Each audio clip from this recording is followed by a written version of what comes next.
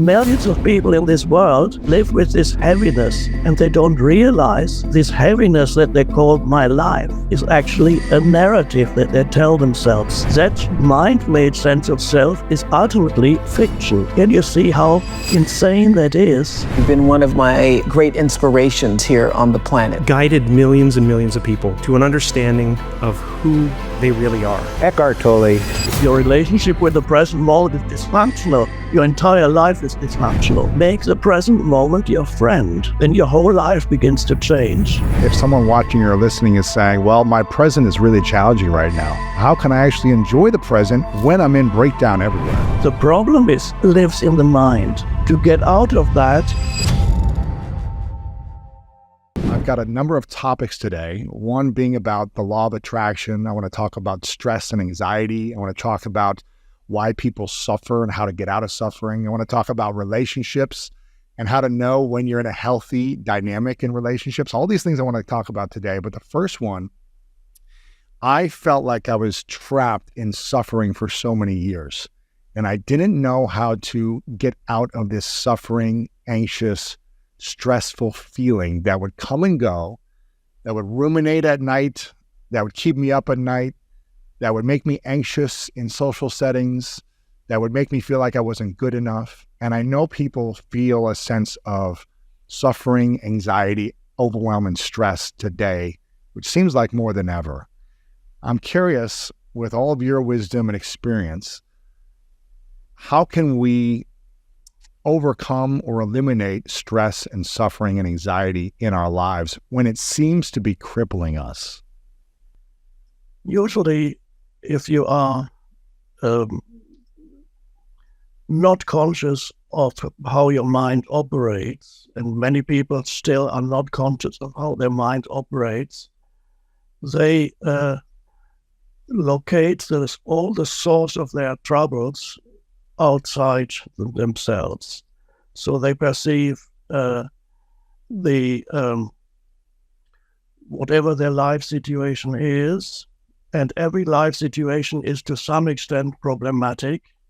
There's no life situation that is totally perfect, where everything is going well, no matter how much you practice positive thinking, which is, of course, a wonderful thing to do.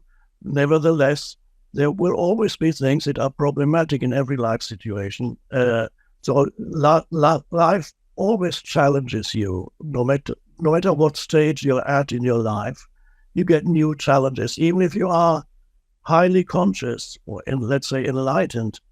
Even the enlightened person still gets challenged by life situations, and that's a good thing. We may come back to that a little bit later.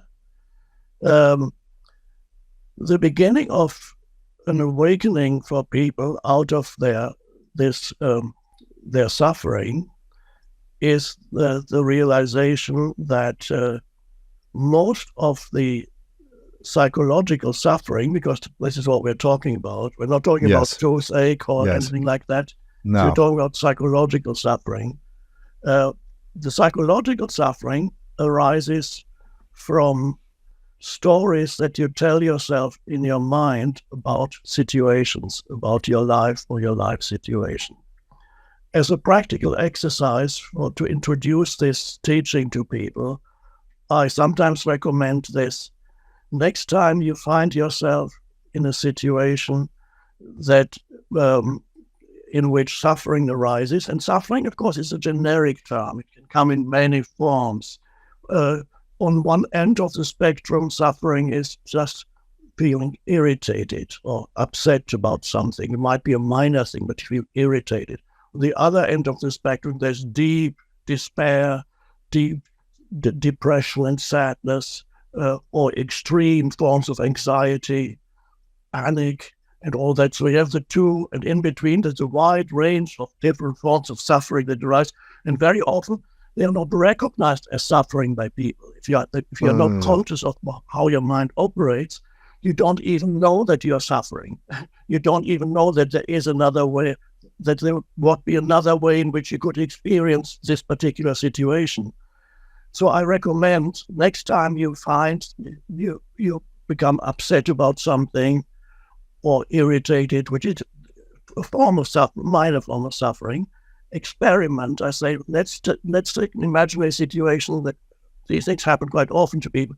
You're in a lineup. Let's say it's at the airport. Airport is a source where often people experience psychological suffering because things don't go the way they expect them to go. Yes. Especially these days.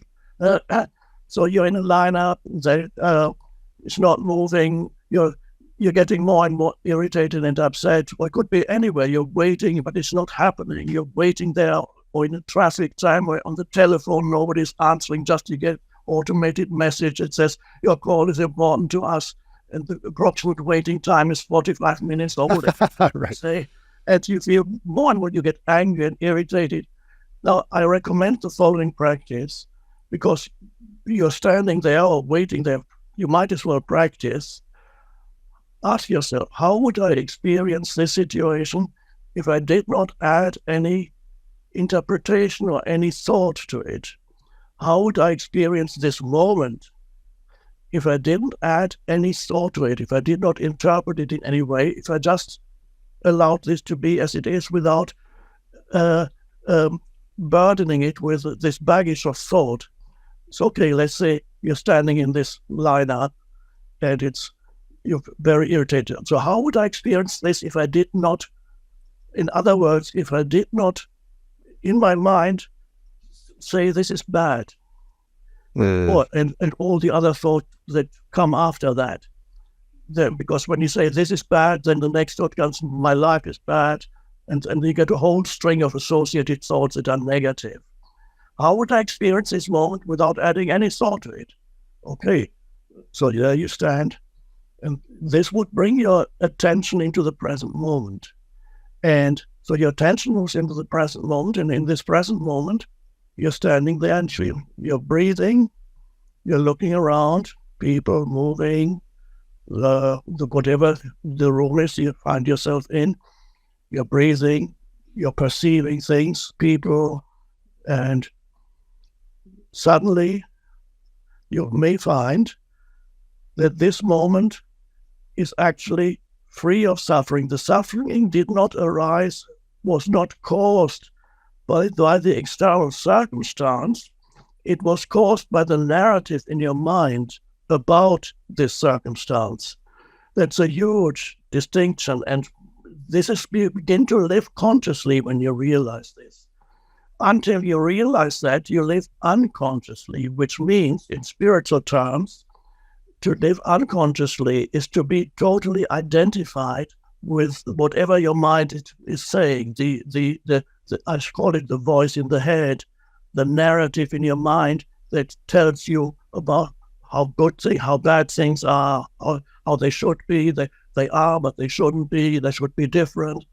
But they are, as they are always in this moment. Mm-hmm. You can't change this moment. So you become aware. This was discovered, by the way, 2,000 years ago by a not very well-known ancient Greek philosopher Epictetus, and he said the most of your suffering is derived from what your mind is telling you about the situation, but not from the situation itself. And that's an enormous realization, and that can be the beginning of an awakening to see that the narrative in your mind is mostly what causes the suffering. It is possible, of course, that an external situation may cause physical discomfort, obviously. Yes. That's possible. Your legs are hurting, or back is hurting, or it's too cold or too hot. Physical discomfort, of course, that's possible. But that is not suffering in the sense in which we use this term right here now. The psychological suffering, unhappiness is another word you could use. It's a generic term for any form of negativity inside yourself, unhappiness, suffering. So you begin to realize that most of that arises from a mental narrative about a situation or about your circumstances, but not from the circumstances themselves. And then you can begin to practice. Every time you feel upset is arising, some form of anger is arising, some form of negativity, blaming people and situations and saying this shouldn't be happening, or something is not happening, but it should be happening, or they should do this, or they shouldn't do it. All kinds of narratives in your mind. So your spiritual awakening is you're beginning to be aware of what your mind is saying. The stories that you're telling yourself about situations, but also the stories you're telling yourself about what you call your life. So, because there are millions of people in this world who live with a very painful sense of identity. They perceive their life as a burden. So they live with this heaviness, and they don't realize this heaviness that they call my life is actually a narrative that they tell themselves. And they say, that's me. All the things that have happened to me, the dreadful things in the past that people did to me, or circumstances did to me, or maybe even the bad things that I did. So you get a very heavy identity builds up, and that becomes your sense of self. And people don't realize it's a story you're continuously telling yourself in your mind, but you're so identified with the story that you don't exist. You're outside of the story. And so that is what in some spiritual traditions is called the self. The Buddha called it the self, which is the mind-made sense of self, which the Buddha said, which ultimately he recognized that mind-made sense of self is ultimately a kind of fiction that you live through. So now, when you realize that this is the case, this means that at this point of realization, another dimension of consciousness has arisen in you, which is not your mind. We could call it awareness, or we could call it presence. So when you realize what your mind is doing, that is not part of the conceptual mind that works through stories and words and concepts. It is a deeper, or you could say deeper or higher dimension of consciousness that suddenly has arisen in you. I often call it presence, but another good word for it is awareness. So awareness is the ability to know what your mind is doing. And then the wonderful thing is, at first it's just glimpses. When you detach from the mind, you say, oh, wow. And then you have moments when you're not suffering because you allow this moment to be as it is. But who are we when we detach from our own mind? Very good question. Yes. So at first you were identified with the conceptual mind, the story-making mind, and your sense of identity was the story of me.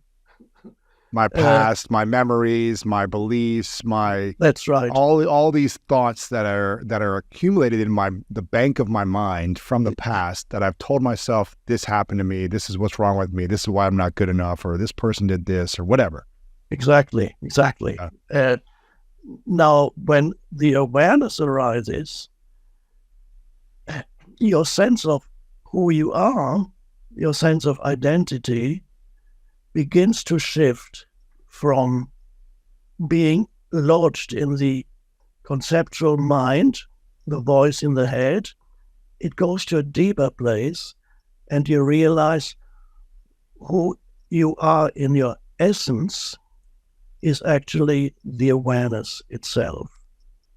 And that is an amazing realization.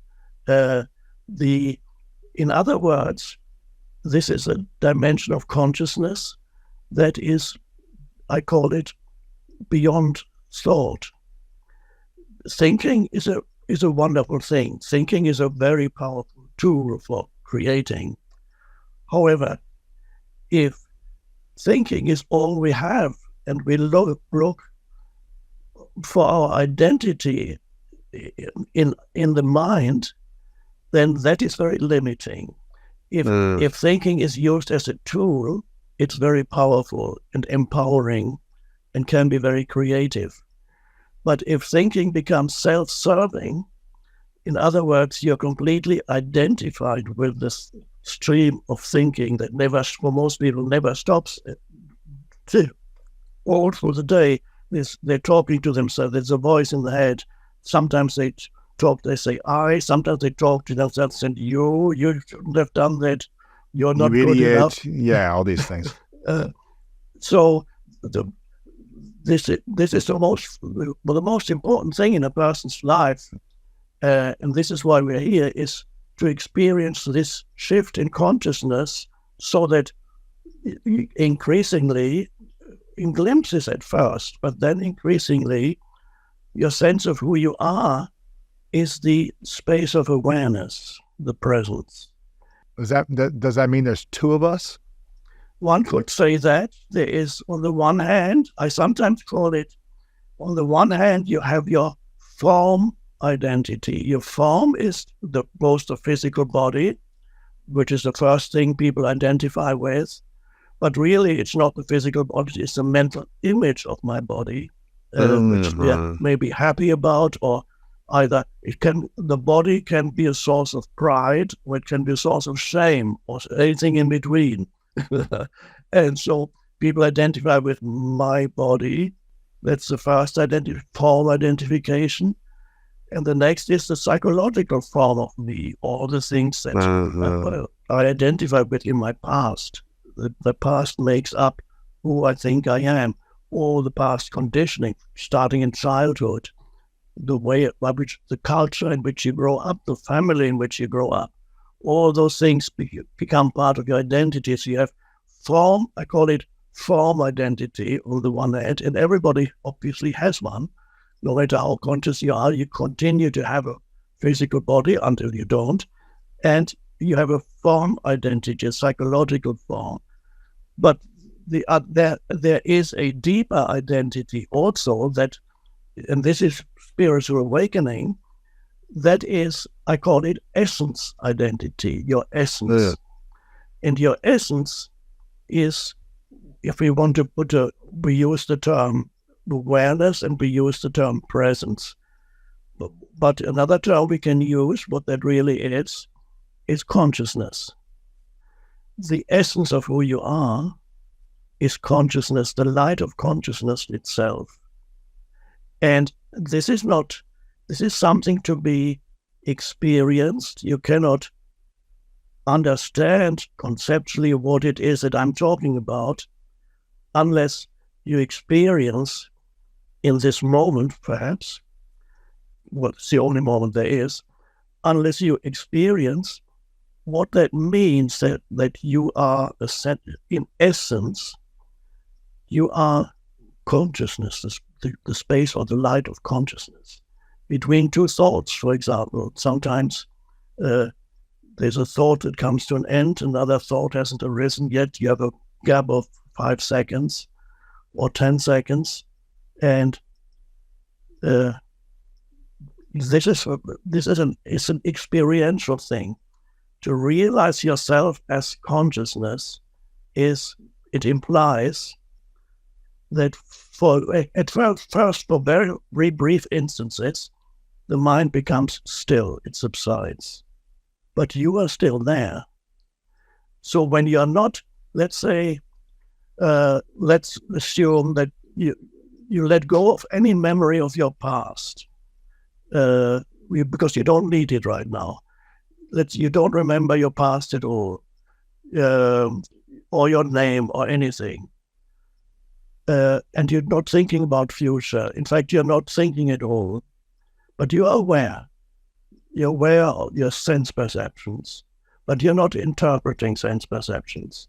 You're allowing sense perceptions to be. Now, who or what are you when you're not telling yourself who or what you are? Who or what are you without the story? And some people are afraid of that. They're so attached to the story they can't let go. But it's a wonderful practice. For some people, they only let go when the story that they have, that they call their life, becomes so painful that they can't stand it anymore. And then sometimes they experience a breakthrough. But why do so many people hold on to their pain identity, their past story for decades sometimes? Why do they hold on to it so long when you might see their friends and family seeing that they're suffering and struggling, but they're unwilling to break free of this old identity or current identity they've been holding on to for so long?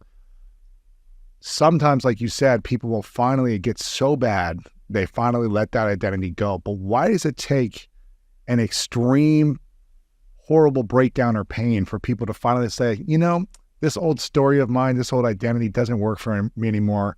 I want to let it go and step into a new identity. Why is that so challenging for people? Well, we all inherit, it goes back thousands of years in a collective consciousness or unconscious humanity. We all inherit this kind of dysfunction, a mental, of course, another word for that is the ego. It is the human ego. Ego, sometimes when people use the term ego, they interpret it in different ways. Then there's the egos that's used by Freud, the Freudian ego and other egos. But when I use the term ego, or when it's used in a spiritual context, ego simply means complete identification with your mind, with the thinking, the mental emotional makeup of you. That's ego is complete identification with that. And so that's so deeply ingrained. Every human being inherits that kind of dysfunction. Wow. And so it's so hard to let go because it's so deeply ingrained by the conditioning of your mind. And so some people need an enormous amount of suffering. And even with that, some people don't awaken even then. They be unhappy until they die. Or they die even at an early age because the body can't stand the unhappiness anymore. It isn't functioning properly anymore because their mental state interferes with the otherwise harmonious functioning of the body. So they make themselves ill through stress. Right. So we are faced with, it's an enormous, it's also it's a challenging and wonderful thing to realize that your purpose here, beyond any purpose that you might have on a personal level, which also has a function, but your deeper purpose is to evolve as a conscious being and to go beyond the ego here, so that consciousness evolves. Because you're an expression of universal consciousness, and universal consciousness throughout the universe is awakening. We live in an awakening universe. So gradually, life forms, in our case, the human life form, begins to awaken into a higher level of consciousness. Yes. So the essence here is realizing the possibility of living in a different state of consciousness where you're not necessarily always immediately thinking and interpreting things. And if there's someone watching or listening that is thinking to themselves, you know what, I'm just feeling pain psychologically, kind of off and on consistently, and I haven't been able to figure out how to break free and feel a sense of true harmony internally, true peace. Yes, of course, there's challenges that are going to come our way as human beings, as we continue to grow. But as a baseline, peace and harmony, and they just can't figure out how to get there. What type of application or what do people need to be aware of and then take action on in order to start working towards inner peace and harmony? Right. Yes, good question. Well, a good entry point is the present moment. That's the present moment is I sometimes call it the portal into that state of consciousness that we call presence or awareness. Now the egoic mind, as I call it, the egoic mind is not really interested in the present moment, and it usually tries to obscure the present moment. It's interested in Right. some other imagined moment, but The not this past, the future, past and worry, future. doubt. Yeah. Yes, it ignores the present moment, but the first realization is the absolute importance of the present moment in your life. It's the foundation for everything. And your relationship to the present moment determines how the future evolves, what we call future, which, by the way, never arrives, because when it arrives, it's again the present moment. Yes. So the realization that all you ever have, all that you can ever experience, is intrinsically linked with the present moment. It's inseparable from the present moment. Your entire life unfolds in and as the present moment. That's all there ever is. The past, when the past happened, it was the present moment. It couldn't happen anywhere else. And when you remember the past, you remember it in the present moment. Right. The future, when the future comes, when tomorrow comes, it won't be tomorrow anymore. It will be the now. There was a British pub in London I lived in London for many years. They had a sign on the bar that says "free beer tomorrow." And of course, tomorrow never comes. So the sign is always true. That's so funny. If you go the next day, say, no, tomorrow. Tomorrow. Wow, that's funny. Yeah. So tomorrow actually never comes. Of course, we need to make plans on a practical level. The future is indispensable. We need it future for us to get together here to talk, to stipulate day and time for connecting. So on a practical level, we cannot do without future. But on a deeper level, on a deeper psychological level, it's important to realize that the future as such does not actually exist, because all you can ever experience or have is the present moment. Yes. So that's the starting point. It begins with the realization of the absolute primary importance of the present moment. This is all you ever have. So you might as well have a good relationship with the present moment, because if your relationship with the present moment is dysfunctional, your entire life is dysfunctional. Right. So how do we, if someone watching or listening is saying, well, my present is really challenging right now. Yes. I've got a lot of debt. I feel I've got some sickness in my body and my health is not there. I'm going through a divorce or breakup. The career is not as good as I want it to be. There's some type of pain in the present. Yeah. How can I actually enjoy the present when I'm in breakdown everywhere? Yeah. Let's leave aside for a moment physical pain. It's another story. But the psychological pain that's there is again associated with certain situations. It's associated with your life situation, which may be problematic on some level, whether it's financial or relationship or work situation or living situation. It's or health situation. It's very likely that at any given time, your life situation will be problematic on at least one of these levels. Right. And sometimes it's not one, it's two or three or four. Becomes really problematical. You lose all your money. You lose your job. Your wife leaves you. You lose your home. These things do sometimes happen. Yes. So you have that, and again, that's usually these life challenges, situational challenges, are usually perceived as being part of the present moment, but they're not really the present moment. They are what I call your life situation. But other than your life situation, you have something that I call your life. Life situation exists in time. Life is now, and never not now. And since your life is now, you have to ask yourself, yes, I have all these problems. I don't know how I'm going to pay the rent, maybe, or my relationship is problem. I'm in the middle of divorce proceedings, all these things that happen to people. Or I've just been let go, or my company has collapsed, or whatever, or it might collapse.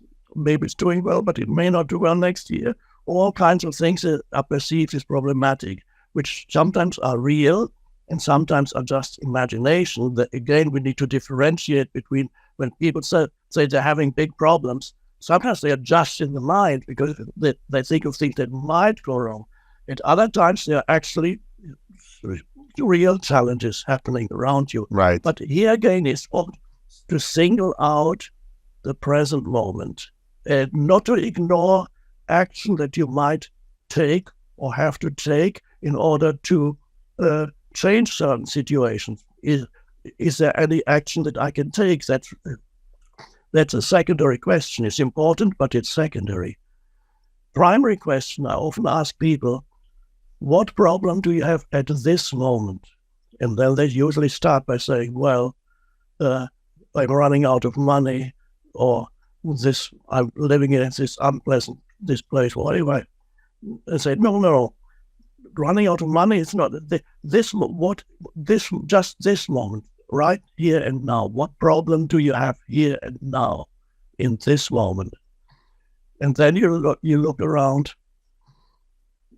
Maybe you become aware of that you're breathing, and you look around, and then you reluctantly sometimes people have to admit, well, okay, I'm ready to admit that at just this moment there isn't actually a problem. The next one there might be, but the next one is again this. Of course, at this moment you may have a challenge that you immediately need to deal with. If you're going for a walk and you encounter a wild animal coming towards you, you don't say, I don't have any problems at this moment. That's a challenge that you need to deal with, but we wouldn't call it a problem. I mean, I sometimes go for walks in the forest, and occasionally there are bears here. So if you encounter a bear, that is not a problem, it's a challenge, and you deal with it. Either you run away or you don't, whatever you do, you deal with it. The problem it lives in the mind. To get out of that is to give much more attention to the present moment and realize that in the present moment, the problem cannot survive. Say that one more time, in the present moment. Any problem you have cannot survive in the present moment. Because problem is a burden that you carry in your mind, your mental emotional field. That's what a problem is. The rest is situations and circumstances. Either you leave them alone if there's nothing you can do, or you take some action. But they're not a problem. Either you act or you don't act. And if you don't act, you take your attention into the present moment and see that it's actually okay. Right. And I often get correspondence from people in prison. They're in prison, and through my foundation, we are sending thousands of books to prisons and for prisoners to read. I often get communication. People realize that in their prison cell, they realize that actually I have no problem. In other words, they come to a complete alignment with the present moment. There's no longer an entity that says this should not be happening, because that's where the suffering arises. And of course, prison is a situation where you probably can't take much action, where you can try to escape, but you probably won't succeed. Right. You've got to accept and surrender. Yes. So there's always the action may need to be taken, but if no action is possible, then you come to a place of surrender.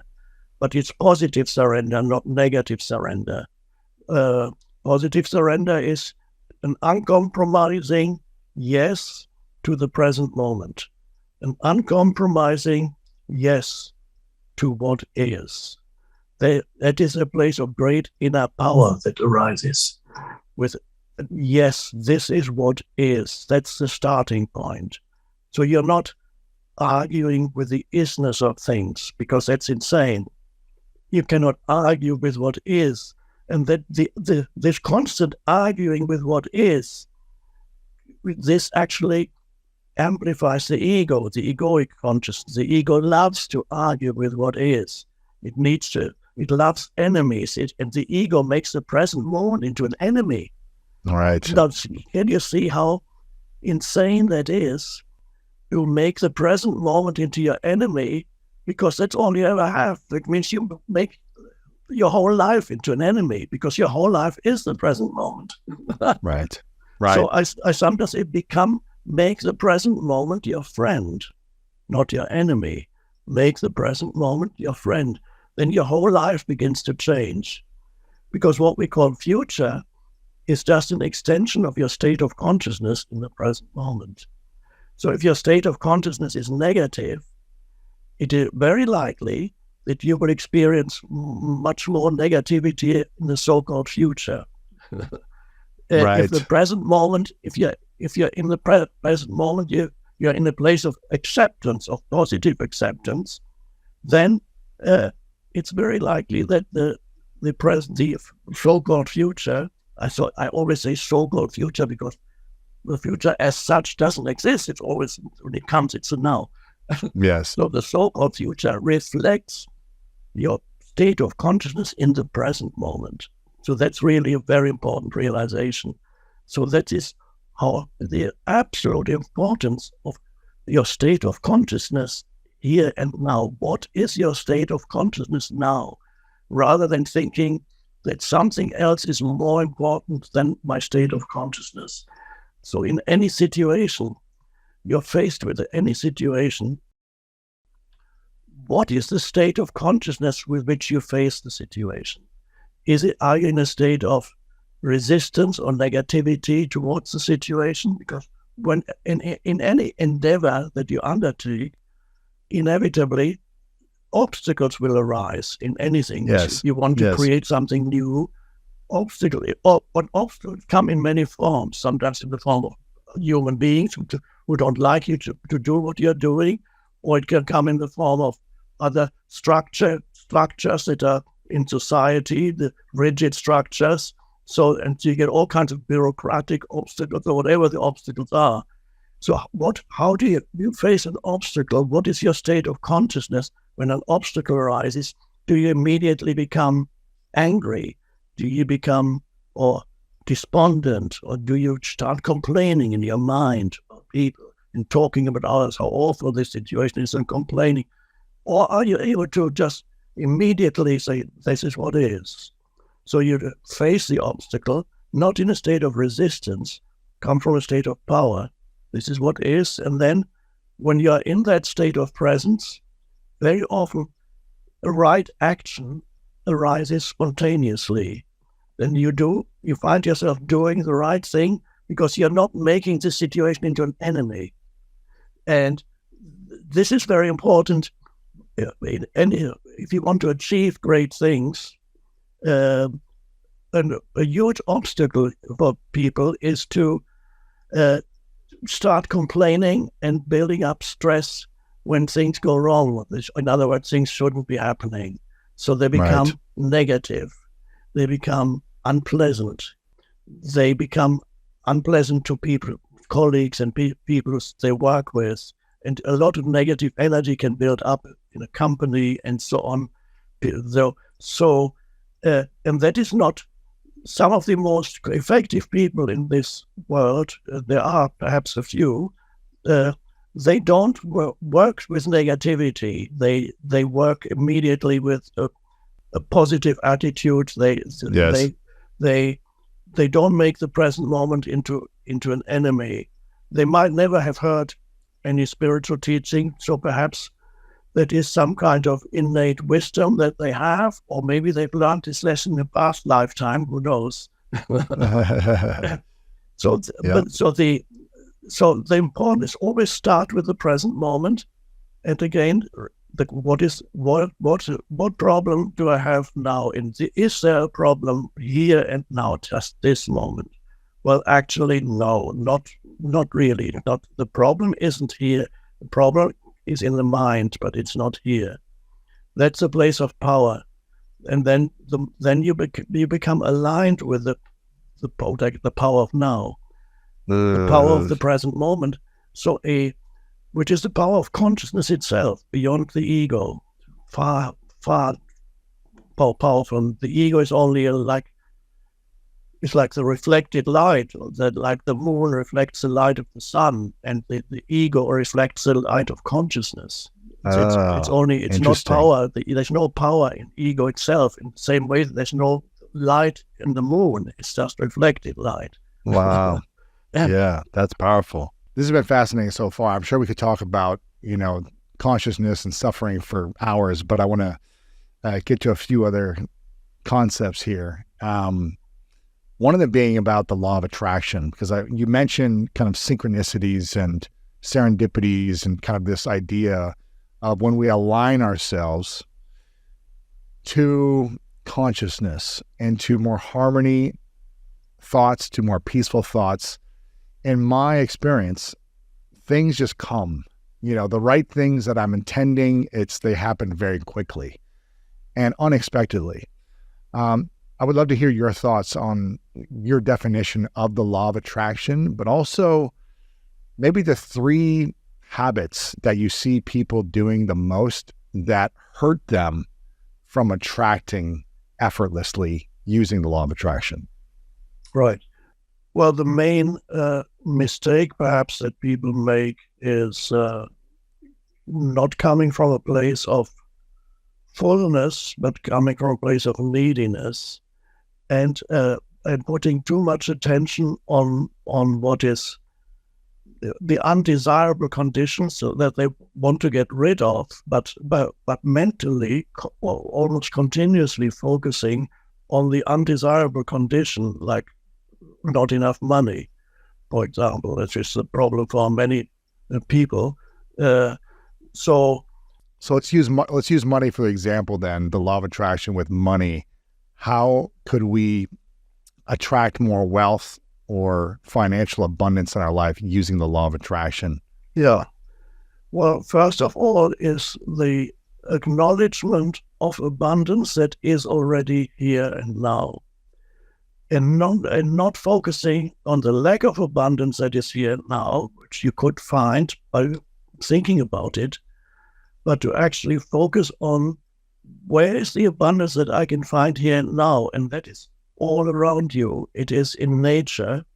When you look at the abundance of nature, the multiplicity of life forms, the wonder of nature, the abundance of even, or let's say you're in a city, you can look at, appreciate all the things that you see around you. You don't need to necessarily own it or buy it, just appreciate it. And so this first, the appreciation of the goodness of life that is always all around you. Even if you have no money, there's still the goodness of life is all around you. You see it all around you. The sunshine, the sun is the ultimate symbol of abundance because it gives energy of itself almost eternal. Eventually the sun will die, but as far as we are concerned, it's virtually eternal. It pours out energy continuously, and this at some point we will realize that even on the level of energy, the universe is infinitely abundant. So we will no longer need things that we're using now, fossil fuels and those things. We have access to other forms of energy that are more helpful. But the abundance is all around you. Let's say you're past in the city, you're walking past a flower shop, and you look at, wow, such beauty, appreciation, even to seeing a beautiful man or woman, or nice, or even a beautiful car. Oh, I love it. not why don't I have that car? Why does he have that car? It's all egoic much narratives that make you unhappy. To appreciate nature, of course, is very powerful. And then you to appreciate the aliveness in your body, that you're breathing and you can actually feel that your body, many people can't feel that. I call it the inner body awareness. You feel that every cell of your body is pervaded with a sense of aliveness, energy, and you can feel that. That is abundance. So there's abundance of life all around you. You can feel the life within you also. And so some people call it gratitude. I call it more appreciation. The appreciation of the abundance of life that is always around you. That's a wonderful starting point. Okay. So you're not focusing on lack, you're focusing on abundance. And even when you don't have any, if you feel like you don't have anything, you can find abundance around you. Yes, always acknowledge it. The good things of life, acknowledge, but even the seemingly insignificant things, like when I look out of the window, there's trees out here. Right now I can look out, I can see there's a slight breeze and the branches are swaying slightly in the wind. It's beautiful. And there's the tree in all its majesty and stillness. It's been there for 100 years, and that's wonderful. I don't need to own that tree. I mean, owning in that sense is ultimately a bit meaningless anyway. Yes, I own this house where I am right now, but at some point I'll be gone. And so what does it mean? The house somebody else will own the house. Owning is a secondary. I'm not saying to let go of ownership sometimes can give stability to your life on a practical level, but there's something more important. So this appreciation, or if you want to call it gratitude, some people recommend, I think Oprah said that she has had for many, many years a notebook or journal where she writes down every day things that she's grateful for. And these are usually seemingly insignificant things, but it's important not to overlook that. And I don't think she's writing down, I'm grateful that I have a private jet, or I'm grateful that I have a $2.5 billion in the bank. That's right. She writes down the small things. I'm grateful for my garden. I'm grateful I get to plant a flower today. Yeah. I'm grateful that I get to go on a walk with my friends. I'm grateful that I woke up today. Yes. The next thing is, the second thing I could say is giving. To give energy to other people. Appreciation itself is already a form of certain outflow of energy. When you appreciate this tree beauty, there's an energy connection with the tree. The consciousness connects you with the tree. And kindness is part of giving. Kindness to another person, not because you want anything from that person, but because it feels so good to have this sense of, we could call it goodwill, that flows out of you towards another person. Even if you just hold the door open for somebody, or it's a remark, or that's what's lovely, I love your dress, or whatever you say, if it's genuine, or to say an encouraging word to somebody, or to whatever it may be, a smile at somebody. Even that is a form of giving. This connection with another. Kindness is a very powerful thing. So you are giving. You're not. The more you give, then it's in the law of attraction or nature. As you give, it must come back to you in another form. But it doesn't work if you give out of an obligation that you feel you should be giving, or it needs to be a genuine sense of wanting to give and feeling how good it feels to give, not because mentally you've You feel you always need to help people, because otherwise you don't think of yourself as a good person or something. That's all mind stuff. But to experience how good it feels to give. So we have, on the one hand, appreciation, gratitude and appreciation are kind of same that giving every day of in whatever form, and the next thing is that obviously Jesus already in one sentence, one could say, told us the essence of manifesting and how it works. And he said, whenever you pray for something that you want, believe that you already have it and it will be given to you. Yes. There's the key. Now, the important thing is, he did not say, believe that you will have it. He said, believe that you already have it. Now, this may not be immediately clear to people. How do I do that?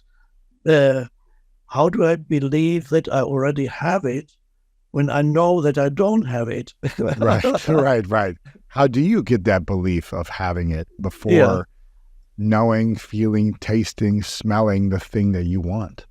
Yes. So you feel the thing. It is already a mental reality in your mind. How do you feel now that you have it in your mind? How does it feel? And this feeling is really where the power of manifestation lies. But what is that feeling? Because that feeling of having it already and feeling this deep sense of satisfaction is really connecting with the deeper power within yourself. It is the power where all sense of aliveness originates there. It's a deeper sense of aliveness that comes from consciousness itself. So you might believe, it might differ from person to person. One person might think, okay, what I want is a big house with overlooking the ocean or whatever, and then you feel yourself, you're already there, experiencing that. Another person might think, well, what I want is to have this great a company that does good things in this world, and I'm at the end. How does that feel? But you might find that the feeling is actually basically always the same, whether your mind says, but it's a house overlooking the ocean, why? Or the other person says, well, this is the company that I'm the head of, that's doing great things in this world. The feeling is basically the same feeling. And the feeling is a feeling of fullness of life. Yes. Of completeness. That is power. So when you feel this feeling of fullness and then you associate it with a mental image, that is the power of manifestation there. But the feeling itself is beyond the mental image and is beyond whatever form you are able to manifest in this world, because that is the feeling of the inherent sense of aliveness that comes when you go deeper into yourself and experience the presence that you are. And this, to know yourself as the presence is inherently joyful and powerful. To know yourself as so, and that is, you manifest from a place of fullness, not from a place of lack. Right. The fullness is already there. And that also means, if for some reason it doesn't manifest, because not everybody's desires manifest. I don't know if it's still happening. LA, for example, if you go to any good restaurant in LA, it's more than likely that the waiter or waitress will be actors waiting for their big breakthrough. Yes. And then it's just not possible for so many people to have the big breakthrough in LA as actors. Some may do, few may do, but most probably won't. but Right. they probably have other breakthroughs that perhaps are much more important than what their ego tells them is important. And to add to that, I love this, what you're sharing here, because I want people to really feel this and understand this and embrace it, because when we try to manifest from lack, it's going to be this needy energy, which was your first point, that kind of kills the dream of the law of attraction. And when we manifest from a place of fullness, like you spoke of, like feeling a feeling of fullness, wholeness, excitement, abundance, joy inside of us.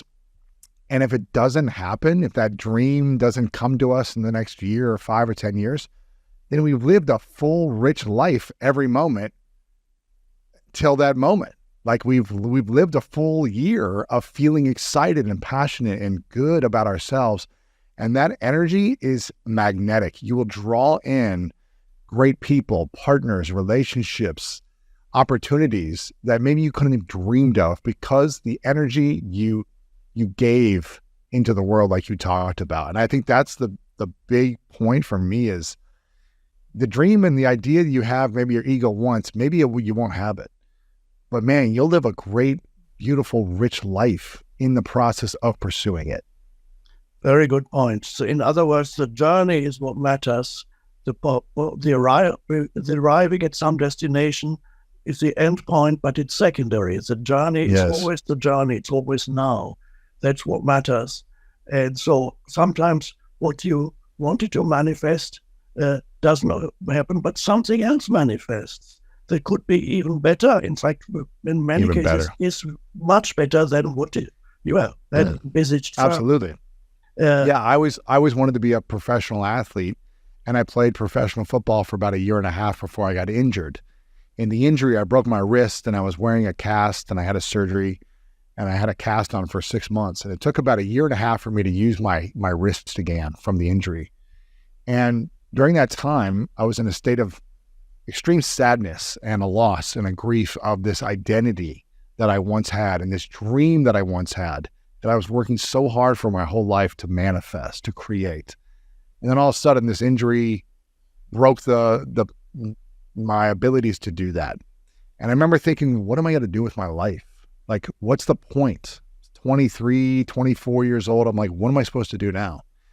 And it led me to this journey that I'm on now, doing this interview series and podcast for the last 10 years, that I'd much rather have this life than the life of a professional athlete now. Like, and sometimes, like you said, going back to the beginning of this, if we can accept and surrender in the positive way to see what good can come, it may be challenging in the moment, but it's been a blessing since then. Yes, that's a lovely story. That's how it actually works. And another thing to mention is, let's say you do manifest what it is you wanted to manifest. When you come from this place of fullness, you do not have, yes, you have an appreciation of what you have achieved, but you don't have an excessive attachment to what you have achieved. Let's say you are able to manifest that you have a house overlooking the ocean, and you manifest it, and there you have it.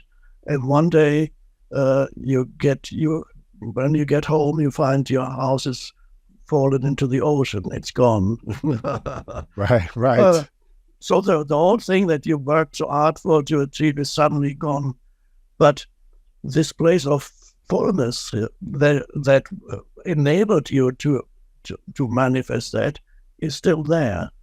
It's beyond outer forms.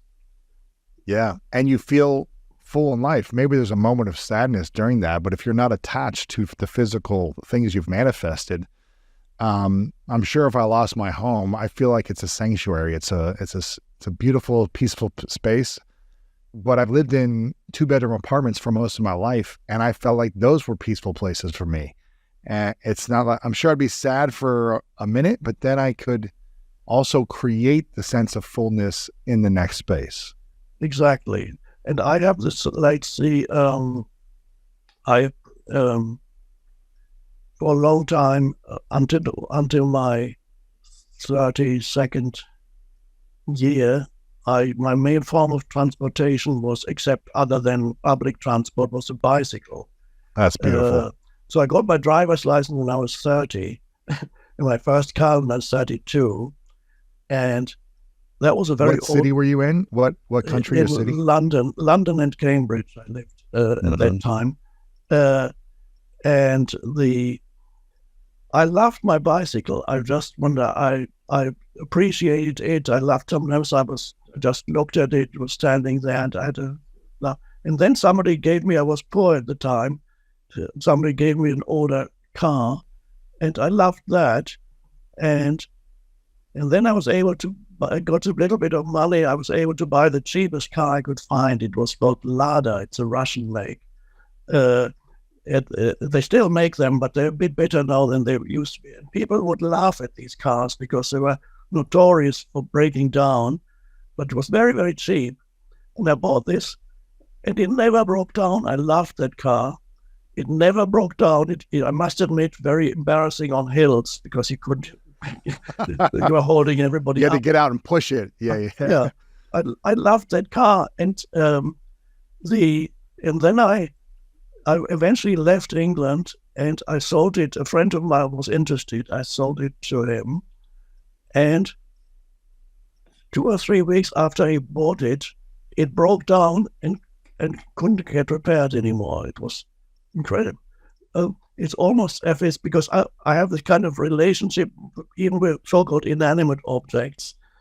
I think that even there is a glimmer of consciousness in everything. Really? That's how I sense things. There's a glimmer of consciousness. So, and when you have an intention and an appreciation for the thing that you're with, the bike, the cheap car, it tends to take care of you when you take care of it with your energy, right? Very much. I had a similar experience when I moved to LA, I don't know, 11, 12 years ago.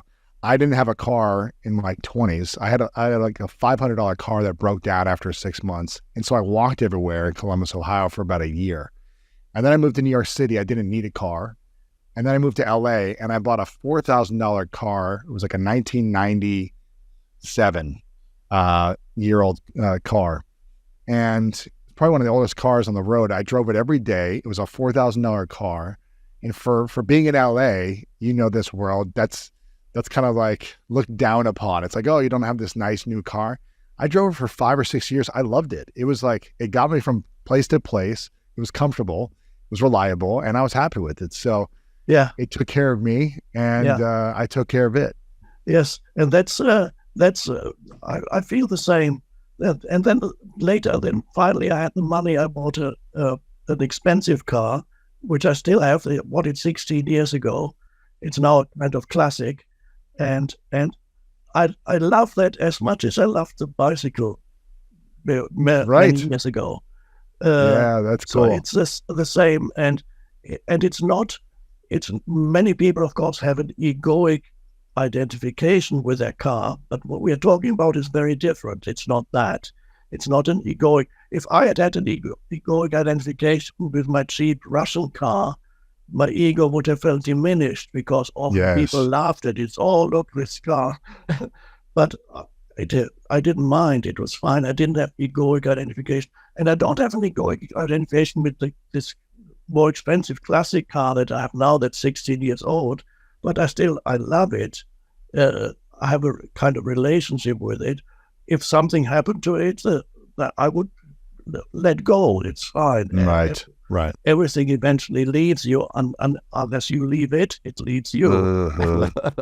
Yeah, that's interesting. That's beautiful. Was there anything else that you think hurts people from the law of attraction and manifesting what they want? We talked about the neediness and coming from a place of lack.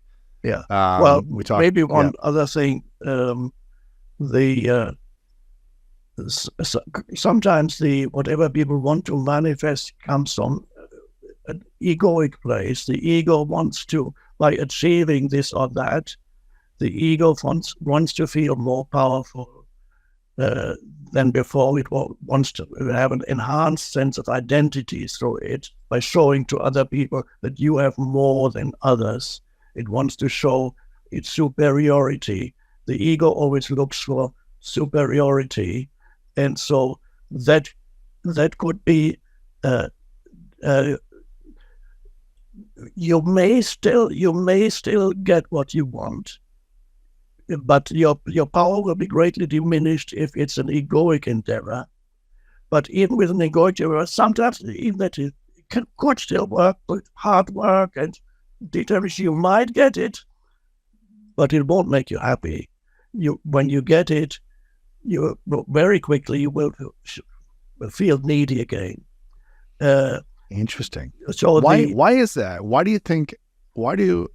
I'm sure you know a lot of very famous rich billionaires and people with lots of money who are still suffering and aren't happy inside once they got the thing they wanted. Why is it that people suffer and struggle when they have lots of money and have the big homes? Why is it still not enough? Yes, well, to the ego, it's never enough. To the ego, nothing, because the ego is a sense of lack, sense of not good enough, not enough yet. So it's never enough for the ego. And if you have everything that the world tells you, you really should be happy now because you've got, and I've met people like that, they've got money, huge amounts of money, they've got fame and recognition and the private jet, and they've got, can do anything, go anywhere at any moment. And that can be particularly bad, counterproductive, because you cannot fool yourself. The ego cannot fool itself by saying, when I get this, I'll be happy. Because then you can still postpone. The ego can say, once I achieve that, I'll be happy. But the person who already has everything, he or she cannot say that anymore because you have no way. There's no excuse anymore, and because you have everything and you're not happy. So then, and this is very often people then start taking drugs or engage in other kinds of seeking sensory satisfaction through substances, or going from one relationship into another, having sex or whatever they do, because they can buy anything they want, and they get getting more and more unhappy because they do all. The ego was there, and the ego will never be satisfied, no matter what you achieve. In the Course in Miracles, it says, I don't know if you've in there, it says you will always know when whether the ego was at work when once you achieved it, it hasn't satisfied you. That was Right. ego. Yeah. So there's another saying that goes, there are two ways of being unhappy. One is not getting what you want, and the other one is getting what you want. Wow. That refers to the ego. So Sure. some people are unhappy because they don't get what they want, and the others are unhappy because they get everything they want. But it's still ego. What do you think? How does someone be happy while they're on the path of trying to manifest, more in their life, a better relationship or better qualities that they have in their current relationship, more career success, money, things like this? How can they be happy no matter what happens? It comes to you or it doesn't? Happiness starts with the alignment with the present moment. It can only arise if you're aligned with the present moment. I sometimes call that the vertical dimension of life, which is now. And then there's a horizontal dimension of life, is where it's past and future, and you have a goal you're working towards. That's fine. You have the horizontal dimension. And the vertical dimension is the present moment. The horizontal dimension is the dimension of becoming. You become good at something, or you acquire something. You become something. There's an evolutionary process at work, and that obviously has its place. It's there. But if you're exclusively focused on becoming and achieving and attaining and acquiring, you're trapped on the horizontal, and you can never really enjoy the present moment, because the present moment is the vertical dimension is here now, inseparable from the now.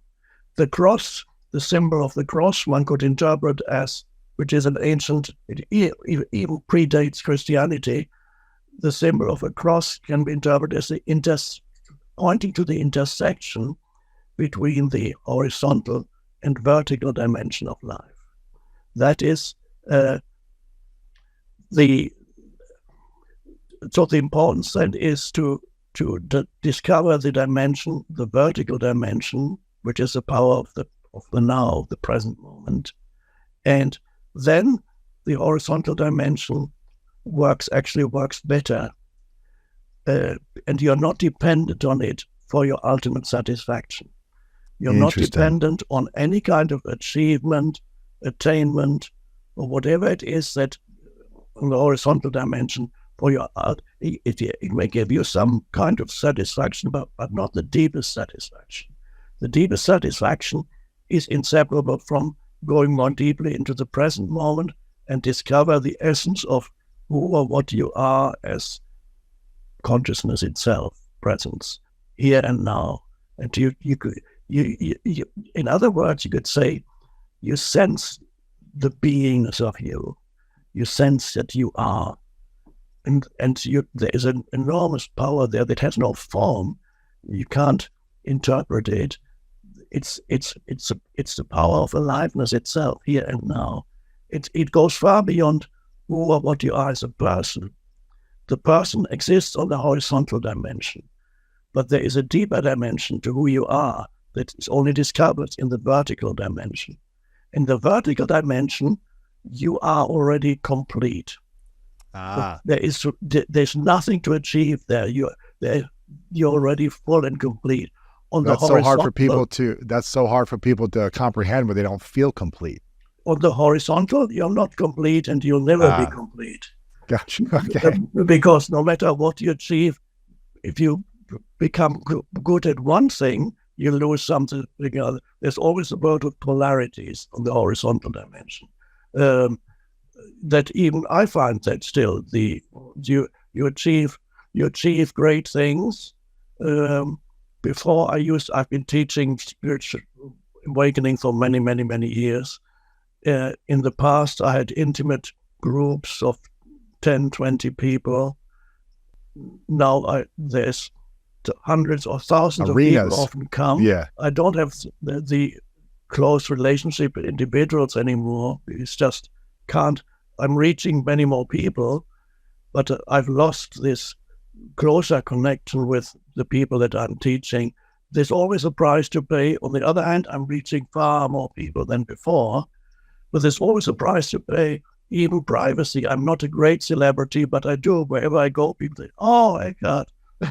And the moment it happens, it's wonderful. I love the connection that I feel, but I do lose privacy because sometimes people watch, what's he eating, what's he doing, why is he drinking coffee, whatever. I thought he was spirit-full, yeah. Yeah. So you lose something. There on the horizontal, there's always gain and loss, the world of polarities, and the becoming dimension. You become again has a positive and a negative side. On the one hand, you can become stronger as you grow up. You can become more knowledgeable. You become wealthier, but eventually the becoming becomes negative because then your body becomes weaker because you get old. And maybe you lose something, and then you become. So the becoming, the polarities operate on the horizontal dimension, but it's without the access to the vertical dimension, nothing can satisfy you purely on the horizontal dimension. So the vertical dimension is the present moment. To realize that the power of the present moment that is inseparable from who or what you are in your essence, the power of you, and that is not an egoic thing, because this you far transcends who or what you are as a person. It connects you with the identity of the universe itself. It's the I am without adding anything to it. I am. In the Old Testament, prophet meets God and asks God, "What is your name?" And God says, I am the I am. That is a very deep statement. That is the beingness itself. Beingness itself. And you can feel that, you can sense that here and now. When for a moment your mind subsides, you're not thinking anymore without making an effort. You're not thinking anymore. And who are you without any thought? You can't explain what it is, but you can sense that there is a light of consciousness. There is a presence. Right. An inherent sense of aliveness. Sometimes people can feel it with the entire body, that the entire body is pervaded by a sense of aliveness. You are. All you, that's the ancient Greeks already said, know thyself as the most important thing in life. Know thyself. And that refers to the deepest knowing yourself as consciousness. And then the person still operates for a while, and it operates actually much better when you're connected to that which transcends the person. Right. Where for those people who are comfortable with theistic language, you could say that connects you to God. That is a deeper connection to the source of all life. You're connected to that. I see the consciousness that you share with every human being. When you look at another human being, you interact with another human being. On the one level, you have the personality, horizontal dimension, the conditioning, mental, emotional conditioning. You're interacting with a person, but you're also interacting with consciousness. Yes. Which is beyond the person. And when you can sense the consciousness that you are is also the consciousness that the other person is, you can sense the oneness of that consciousness. And that sensing of oneness is ultimately what the deeper meaning of love. Right. Love is to recognize the other as ultimately one with what you are. One, the recognition. I would say love is the recognition of oneness. It's not the egoic love that says, I need you, don't you dare leave me, because if you do, I'll hate you. Right. That's not that. That's the egoic so-called love. But the real love is to recognize yourself in the other. But in order to do that, you need to first recognize yourself in yourself beyond the person. So, and that connects you with other humans in a very different way. This sense of connectedness that you then have. Yes. It's the word for it, one could use this, there's a goodwill flows out from you towards others. Even others that you might only meet casually for a few seconds. You can sense an outflow of goodwill and connectedness, and feel so good to recognize there is a human being there. My interpretation of human being is the English language doesn't have a word that refers to both men and women. So you have to say human being. In German, you have a word Mensch, which is a human being, could be either man or woman. But in English, you have to say human being. And I love that because the human dimension is the person that lives on the horizontal dimension. The being is the essence of who you are. And it's our destiny to recognize our being, which is far beyond the person. And then you become, this is the human, and this is the being. And then you are a true human being when you realize the being of yourself, because then you sense it in others too. And then you can love others. That's the beauty of it. You mentioned love just now. I'm curious about you. When do you feel the most loved? When you're going about your day, when do you feel the most loved personally? I don't differentiate between loving and being loved. It's all one. So I feel that the connection is there the moment I interact with somebody. There is that connectedness, and sometimes people respond, something within them responds back, and then you get the same energy back. They may not know why, let's say you're in a restaurant and I'm in a restaurant and I'm ordering. The waitress comes, and so you have, on the one hand, on the human level, you are the guest or the client in the restaurant, and this person is the server. That's on the human level. You have your identity, but is that all there is? No, there is. The server is. Well, this is only a temporary function. It's not the real identity of this human being, and I'm not. Well, my identity is not to be a client or guest of this restaurant. Right. It's a temporary thing. So am I able to recognize the being in this human? The human is the server, but behind that there's a being. And when I look at this person and there's a really, let's see if I can describe it, how I experience it. There's this, while the person talks to me, there's a still presence. I listen through the still presence. In that still presence, I can sense beyond the human the beingness of the other. Also, I can sense their beingness, and that is the connection. And then it sometimes happens that they can feel something. They feel acknowledged in their beingness. They may not be able to interpret that or they may misinterpret without you saying that. anything. Without you saying anything. No, Yeah. nothing to say. And so usually it means that they like you. They feel attracted to you. They love you as a person.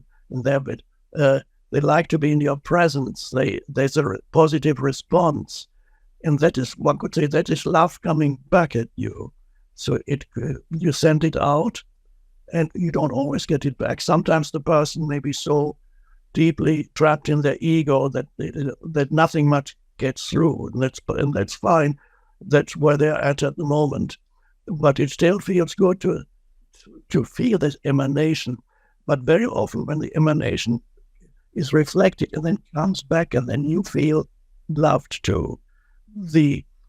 Of course, usually the other person doesn't understand it at a deeper level, doesn't understand that what they love in you is not the person, it's something Right. deeper, and that connects both of you. So I feel it's always, the process is always mutual. I feel even when you love a flower, even the flower, there's a certain, this might sound a little mystical, but there's a certain response that you get. The way I should put it, sometimes when I recognize and appreciate the beauty of a tree or a flower, this is similar, because even the flower of the tree is a manifestation of consciousness at a different vibrational frequency from a human. So everything is a vibration of consciousness that has taken temporary form. So the flower, the tree are also a manifestation of consciousness. And when I recognize and appreciate the beauty of the flower or the tree, there is a sense of oneness, and at that moment the tree can sense that it is being recognized, and it becomes aware of its own beauty through you. So you redeem nature, you add something to nature by recognizing the sacredness and beauty of nature. You add something to nature. Wow. And then we can say nature loves you back too. You can sense Wow, that's that. beautiful. So I sometimes recommend people should go to a tree and allow the tree to teach you stillness, because the tree is there. It's deeply rooted in the earth and its branches, and it's very still. It might have been there for 100 years, 200 years. It's still. You approach it, and nature can teach you, anything in nature can teach you that the stillness, connect you with the dimension that's beyond egoic consciousness. Wow. This is beautiful, Eckhart. Is there anything that you struggle with these days personally? Is there, you've done this work and practiced it and taught it for so long. Is there anything you struggle or suffer with in your own life, that is still a challenge? Oh, there are challenges. I'm not good at dealing with practical things so much anymore of life, financial things and so on can feel as a bit of a burden sometimes. Yeah. But the humans are, but otherwise there's no suffering. I don't have periods of suffering at all. That's gone. The humans have and just being and doing is another way of putting it. The being dimension is the vertical, the doing dimension is the horizontal. The two are important.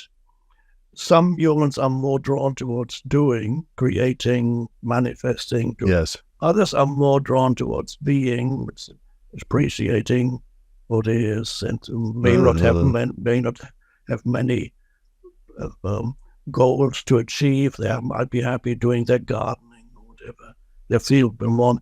And every human has to find a kind of balance between being and doing. Nobody probably is completely in the middle, or it's very hard to be completely in the middle. You're totally balanced between being and doing. I'm always more inclined to, I'm in the being dimension. And for a few years, when I was younger, I experienced a kind of awakening. I was kind of so much in the being dimension that I lost interest in any kind of doing for a few years. Really?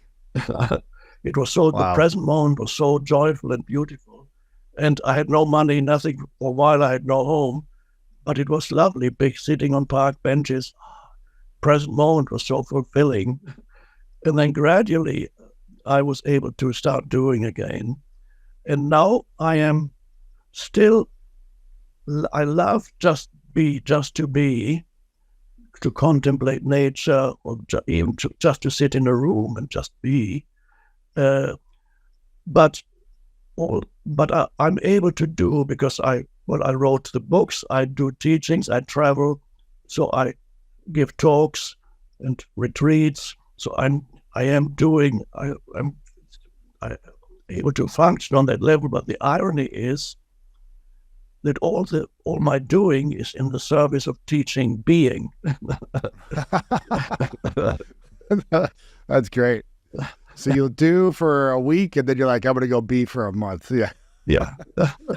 That's amazing. Eckhart, I want to be respectful of your time. I have two final questions, kind of quicker questions for you. But before I ask those, I want people to get your books. Again, The Power of Now is one that I read many years ago that I highly recommend to everyone. And also this book as well, which is become, more popular in the last few years. I feel like it's got this resurgence, even though I think it's 15 years ago you wrote it, I think. In fact, Oprah said, if you only read one book in your life, read A New Earth. A New Earth, Awakening to Your Life's Purpose. So make sure you guys get both copies. Start on whichever one you want, but both of them are amazing. Also, if people want to connect with you, they can go to your website. We'll have everything linked up as well in here, and you're starting to get more content on social media.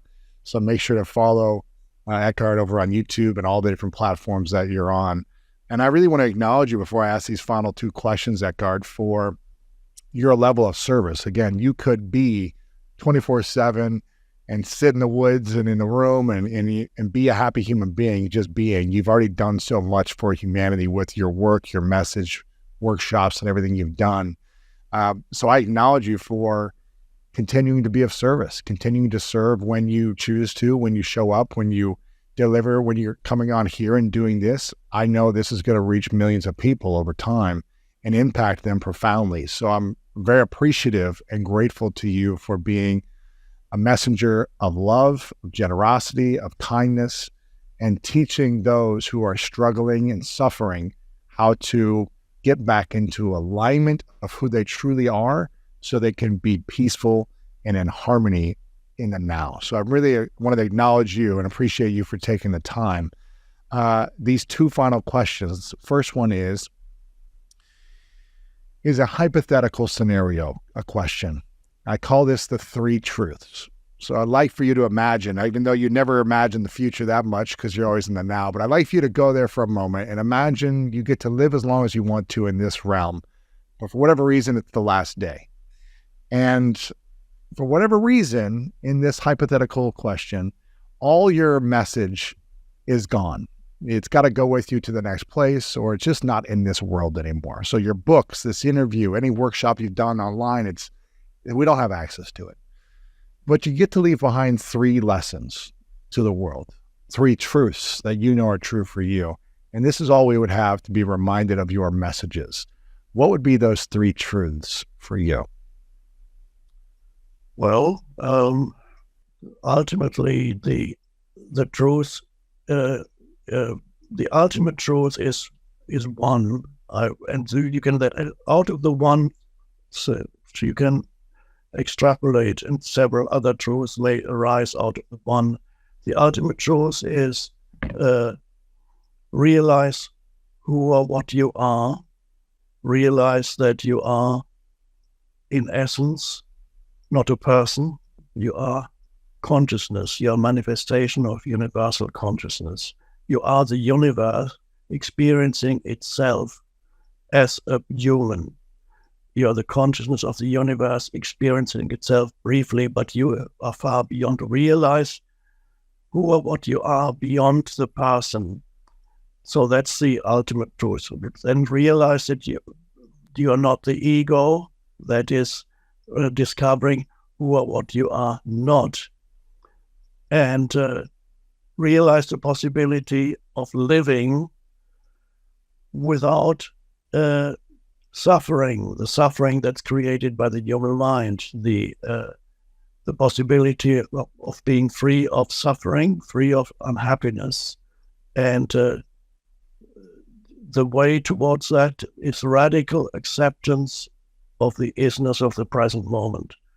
The radical acceptance of the isness of now, that will take you to a deep place of realization of who or what you are, and you're not the ego.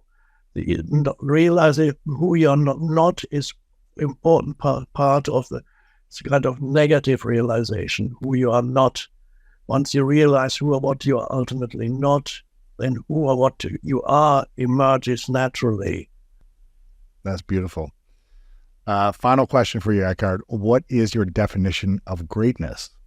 Well, of course, as you know, one can give many, many definitions according to one's level of consciousness, but at the deepest level, greatness is, again, when you go to the deepest level, the answer is always the same, by the way.